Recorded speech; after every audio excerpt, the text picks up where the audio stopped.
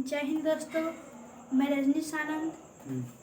पिछले वीडियो में आप लोगों को हिंदी का परिचय दिए थे। आगे की टॉपिक आप लोगों को हम बताएंगे। कल हम आप लोगों का हिंदी का परिचय दे दिए थे। आज आपको भाषा पढ़ाएंगे। भाषा पहले क्या चीज़ से बना है? भाषा भास धातु से बना है। भाषा भास धातु से बना है, जिसका शाब्दिक अर्थ होता है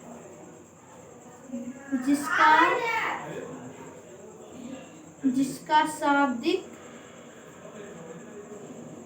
अर्थ होता है विचार प्रकट करना। विचार प्रकट करना पहले समझिए। अगर आप लोगों को विचार आ जाएगा तो आप भाषा भी समझ जाइएगा। अगर आप लोगों को विचार आ जाएगा तो आप भाषा भी समझ लीजिएगा। इसीलिए पहले विचार को समझिए। अगर विचार आप समझ लीजिएगा तो आप भाषा भी समझ लीजिएगा। इसीलिए पहले विचार किसे कहते हैं? विचार किसे कहते हैं? समझिए पहले विचार किसे कहते हैं। विचार, इसका परिभाषा है मनुष्य के मन के वह भाव जिसमें आवाज नहीं हो उसे विचार कहते हैं। मनुष्य की मन की वह भाव जिसमें आवाज नहीं हो उसे विचार कहते हैं। इसका हम आप लोग को एक एग्जाम्पल दे देते हैं। जैसे मान लीजिए कि हम आप लोगों को आज 9th की क्लास है 3 बजे से। 9th की क्लास है 3 बजे से। हम पहले अपने मन में सोचे और 10th की क्लास हम रखेंगे 4 बजे से। हम पहले अपने मन में सोचे, फिर आप लोगों के सामने प्रकट किए। जैसे ही हम पहले अपने मन में सोचे थे वो विचार में है। वो क्या है? विचार में। जैसे ही हम आपको प्रकट कर दिए आपके सामने, वो भाषा में कन्वर्ट हो गया। इसीलिए इसका एग्जाम्पल समझ गया। इसलिए विचार समझ गए होंगे। अब भाषा भी समझ लीजिए। भाषा, जब आप विचार समझ सकते हैं तो भाषा भी समझ सकते हैं। विचार मतलब क्या? विचार को भाषा का परिभाषा है विचार को प्रकट करना ही भाषा कहलाता है। विचार को प्रकट करना भाषा कहलाता है।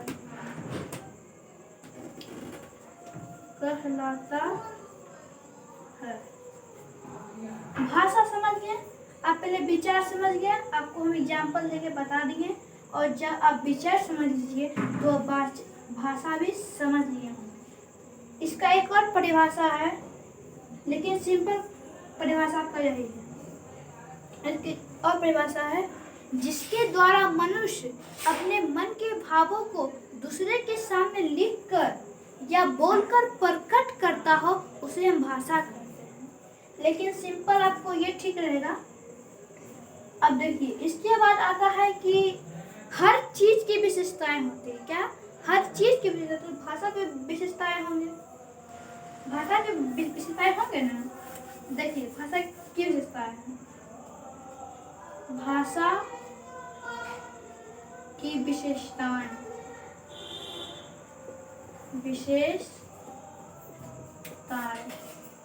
पहला इसका पॉइंट है भाषा एक अर्जित संपत्ति होती है। भाषा एक सामाजिक प्रक्रिया होती है। भाषा परिवर्तनशील होती है। भाषा एक मानक स्वरूप होती है। भाषा का स्वरूप कठिन से सरल की ओर होती है। भाषा का अंतिम स्वरूप नहीं होती। ये क्या होता है? भाषा अर्जित संपत्ति,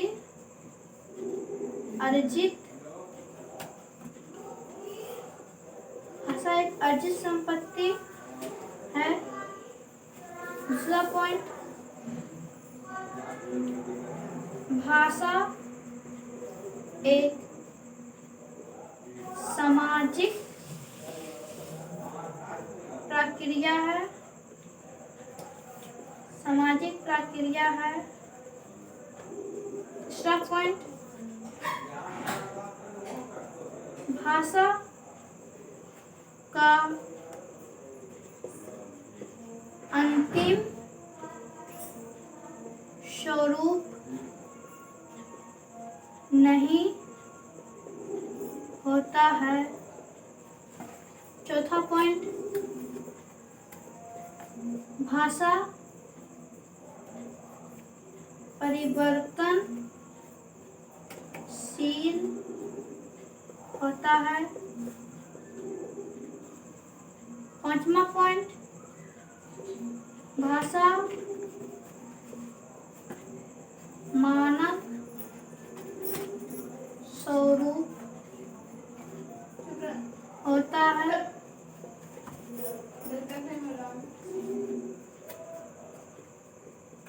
भाषा का स्वरूप कठिन से सरल की ओर होता है। ये सब इसका विशेषताएं है भाषा का। ये सब इतना पॉइंट भाषा का विशेषताएं हैं, ठीक ना। अब इसके बाद आता है, ये सब समझ गए आप। इसके बाद पहले आप समझिए, भाषा को सीखने के लिए भाषा, एक बार फिर से देख लीजिए, भाषा की क्या क्या विशेषता है। भाषा एक अर्जित संपत्ति होती है। भाषा एक सामाजिक प्रक्रिया होती है। भाषा का अंतिम स्वरूप नहीं होता है। भाषा परिवर्तनशील होता है। भाषा मानव स्वरूप होता है।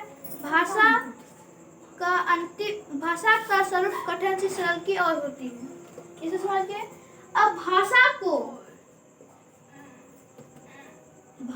को सीखने के लिए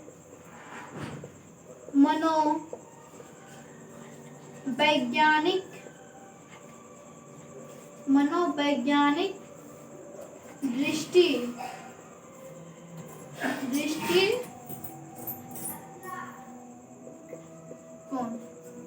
भाषा को सीखने के लिए, मतलब कि हम हर भाषा को सीख सकते हैं वो मनोवैज्ञानिक दृष्टिकोण से। इसके होते हैं 3 प्रकार। इसके के प्रकार होते हैं 3 प्रकार। हम भाषा को सीख जाएंगे 3 प्रकार से। एक तो जिज्ञासा,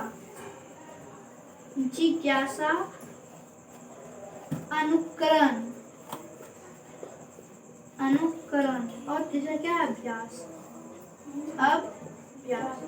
जिज्ञासा मतलब क्या, हर काम करने की क्षमता। जिज्ञासा का मतलब यही होता है, अगर आप सोच लीजिए कि हाँ हमको यह काम करना है तो करना है, इसी कहते हैं जिज्ञासा। अनुकरण, उस काम को करने के लिए हमको उसका जानकारी, नकल करना। अभ्यास मतलब जो काम हम कर रहे हैं उसका अभ्यास करना। जिज्ञासा क्योंकि हर कामयाबी के पीछे किसी ना हाथ होता है। हर कामयाबी के पीछे किसी ना हाथ जरूर होता है। जिज्ञासा समझ गया आप, अनुकरण अभ्यास ये समझ लीजिए। अब इसके बाद आता है, इसके बाद अगला टॉपिक आता है आपका भाषा का विकास क्रम। भाषा का विकास क्रम, भाषा का विकास क्रम, इसको बांटा गया है 4 प्रकार में। बांटा गया 4 प्रकार में भाषा का विकास क्रम है। इसको पहला सुनना,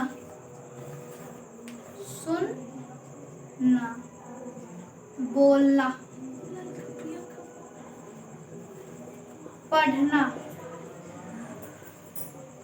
लिखना। सुनना, बोलना, पढ़ना ये भाषा का विकास करना। पहले सुनेंगे, पहले हम कुछ चीज पहले सुनते हैं, जो सुनते हैं उसको फिर हम बोलते हैं दूसरे के सामने, बोलते हैं उसको फिर हम पढ़ते हैं, उसके विषय में पढ़ते हैं और फिर इसको क्या करते हैं, लिखते हैं, ठीक ना। लेकिन एक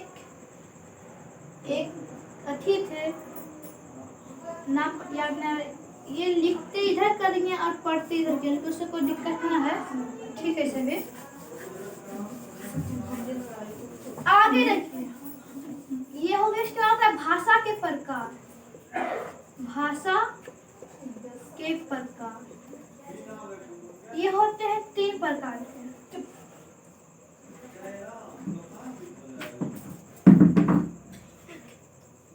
पहला मौखिक भाषा, दूसरा लिखित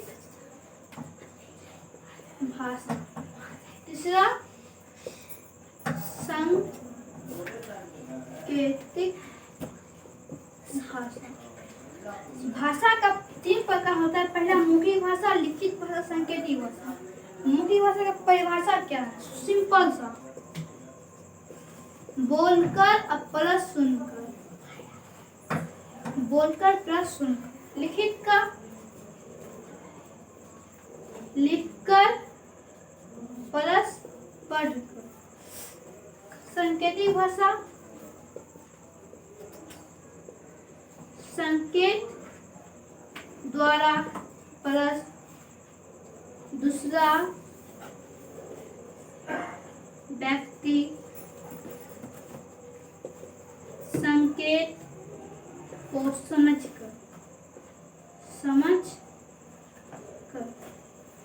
देखिए, मौखिक भाषा की ये परिभाषा है, लिखित भाषा की ये, सही भाषा की ये। इसका परिभाषा है मौखिक भाषा का, भाषा का वह रूप जिसमें एक व्यक्ति बोलकर और दूसरा व्यक्ति सुनकर समझता हो, उसे मौखिक भाषा कहते हैं। एक बार फिर से, भाषा का वह रूप जिसमें एक व्यक्ति बोलकर और दूसरा व्यक्ति सुनकर समझता है, उसे मौखिक भाषा कहते हैं। लिखित भाषा, भाषा का वह रूप जिसमें एक व्यक्ति लिखकर और दूसरा व्यक्ति पढ़कर समझता हो, उसे लिखित भाषा कहते हैं। सांकेतिक भाषा का परिभाषा, भाषा का वह रूप जिसमें एक व्यक्ति अपने मन के विचारों को संकेत द्वारा और दूसरे व्यक्ति उसके संकेतों को समझकर, उसे सांकेतिक भाषा कहते हैं। मौखिक भाषा देखकर टेस्ट है, इसका परिभाषा क्या है? मौखिक भाषा का, भाषा का वह रूप, भाषा का वह रूप जिसमें एक व्यक्ति बोलकर और दूसरा व्यक्ति सुनकर समझता है,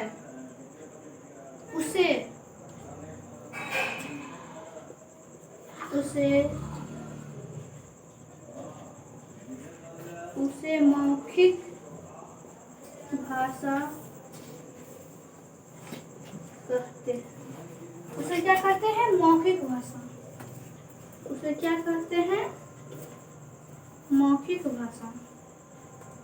ठीक है, इसका एक ले लीजिए एग्जाम्पल मौखिक भाषा का। यह एग्जाम्पल है, जैसे क्या ऑनलाइन क्लासेस में क्या होता है, क्या जैसे हम आप लोग को बोल रहे हैं और आप सुन रहे हैं, तो ये मौखिक भाषा क्या है, एग्जाम्पल हो गया। जैसे हम आप लोग कुछ बोल रहे हैं, पढ़ा रहे हैं और आप उसको सुनकर समझ रहे हैं, ये क्या हो गया, मौखिक भाषा। अब क्या ना, बोलकर प्लस सुनकर, ये क्या गया, मौखिक भाषा। और लिखित भाषा, लिखित भाषा यही होता है, लिखित भाषा। लिखित भाषा, भाषा का वह रूप जिसमें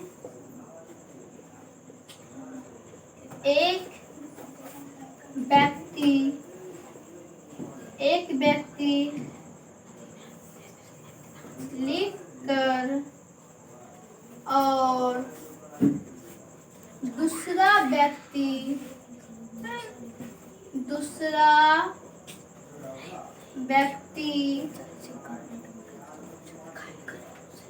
पढ़ कर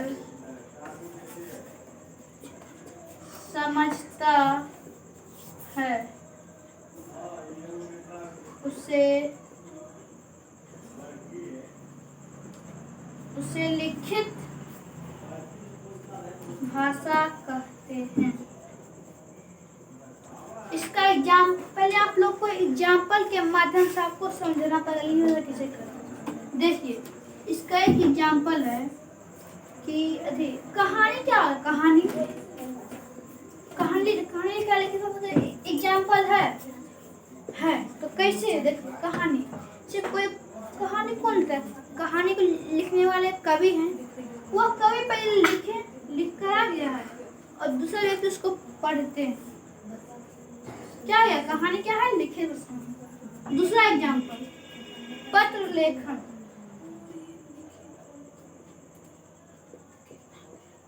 पत्र लेखन क्या, इसको कोई आदमी लिखते हैं, दूसरा आदमी इसको क्या होता है, पोस्ट ऑफिस में अक्सर ये मतलब चिट्ठी को भेजता है, वो जैसे हम चिट्ठी भेजे हैं पोस्ट ऑफिस, हम चिट्ठी कहाँ भेजे हैं, पोस्ट ऑफिस भेजे हैं, और पोस्ट ऑफिस वाला आदमी डाक पार्सल के माध्यम से वह हमको चिट्ठी भेजता है, ये क्या आ गया, पत्र लेखन।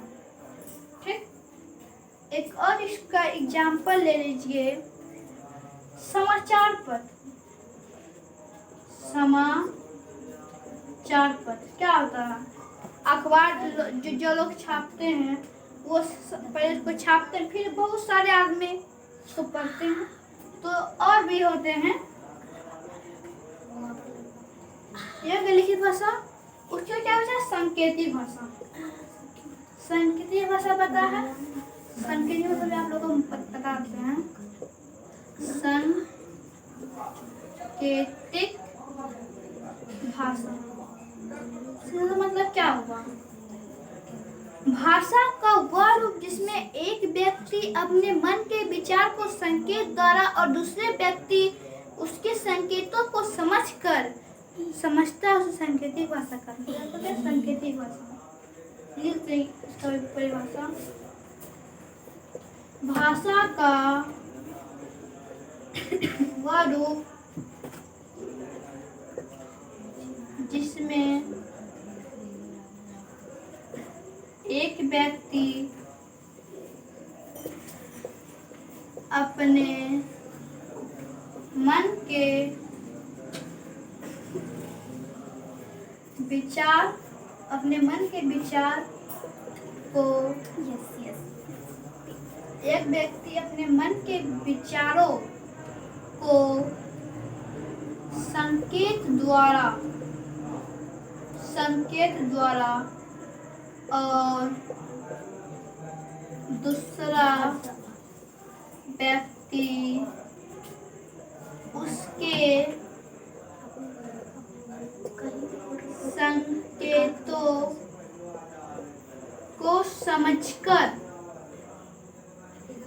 संकेतों को समझता है,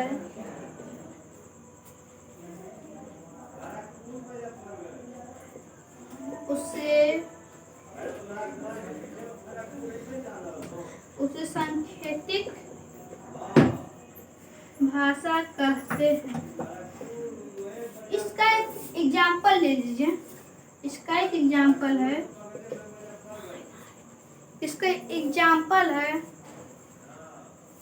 चौराहे पर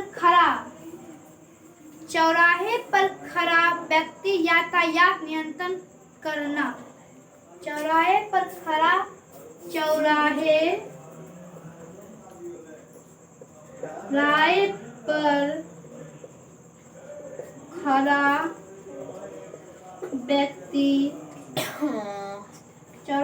खड़ा व्यक्ति यातायात नियंत्रण करना।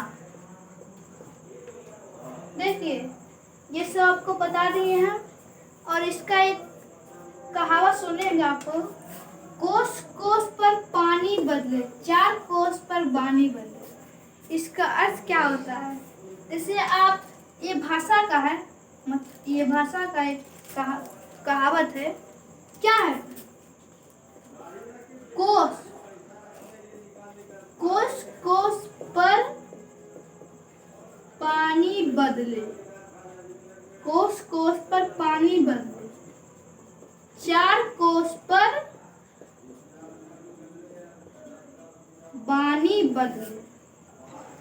इसका अर्थ क्या होता है? इसका अर्थ यह होता है, जैसे क्या, जैसे आप अभी मान लीजिए कि आप अभी सैदपुरा में, आप अभी क्या में, सैदपुरा में। यहाँ का भाषा कुछ अलग चलता है, यहाँ का भाषा कुछ अलग चलता है। और यही आप चलिए बेगूसराय का भाषा कुछ अलग चलता है। तो यह इसी का मतलब ये अर्थ हो गया, कोस कोस पर पानी बदले, 4 कोस पर बानी बदले। इसका अर्थ यही होता है।